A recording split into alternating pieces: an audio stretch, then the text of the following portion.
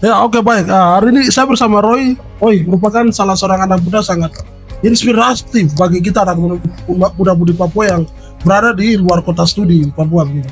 Dan Roy ini sedang merintis suatu usaha namanya Para Pinang dengan nama brandingnya Para Pinang, dan sudah lama juga dia melakukan usahanya ini. Dan mungkin Roy apa motivasi sehingga Roy bisa merintis usaha kayak begitu dan sampai sekarang berkembang dan rencananya mau buat pertandingan Para Pinang Cup futsal.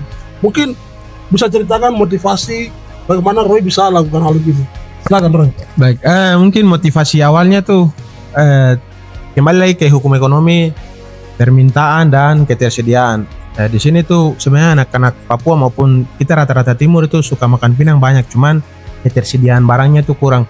Kalaupun ada di sini tuh cuman pinang saja, macam sirih begitu juga itu harus kita bawa dari Papua. Dari Papua, oke. Karena di sini tuh terada sirih buah begitu, cuman ada sirih daun saja. Anak-anak lebih cenderung itu makan sirih buah kayak gitu.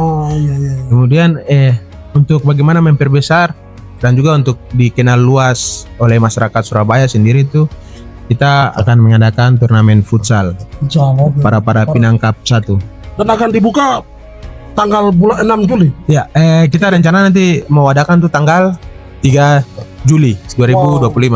Luar biasa sih, luar biasa. Jadi Roy ini sungguh luar biasa. Setelah itu dia mau mempromosikan branding usaha Para Pinang dia dengan mengadakan turnamen futsal. Dan sebenarnya ini banyak sekali kalau kita lihat pemerintah provinsi yang ada di seluruh tanah Papua tuh banyak memberikan bantuan kepada UMKM lokal anak muda di Papua yang sangat inspirasi. Tapi sampai sekarang tuh ya belum dipantau begitu. Kita bukan bilang pukul tapi kebanyakan begitu seperti itu. Jadi menurut Roy bagaimana tanggapan soal apa yang dilakukan pemerintah, apa yang harus pemerintah lakukan begitu?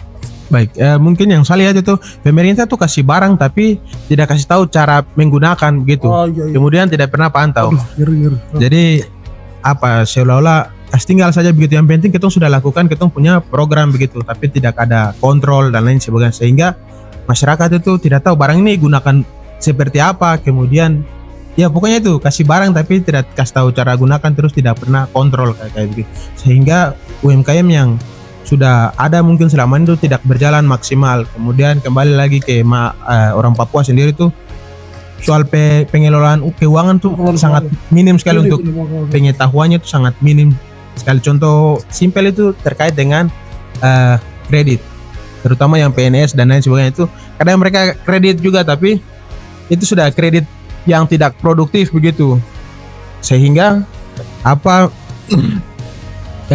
contoh kredit produktif itu macam orang duka.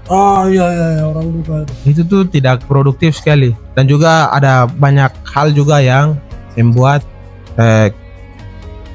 tidak produktif lah kredit yang mereka lakukan rata-rata orang Papua itu.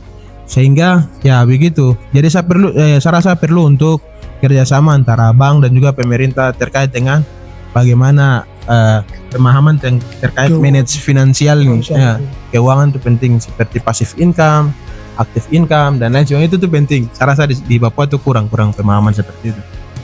Ya baik, Roy, terima kasih, anak muda yang sangat inspiratif bagi anak-anak muda di Papua yang berada di luar kota studi. Dan terima kasih, biarlah ini bisa menjadi menular untuk semua sesama anak Papua ya, untuk bisa merintis, berani melakukan, jangan hanya kuliah tapi mulai dari sekarang. Dan nanti pulang tuh kadang bingung juga mau ngapain. Tapi terima kasih Roy untuk motivasi dan luar biasa Roy.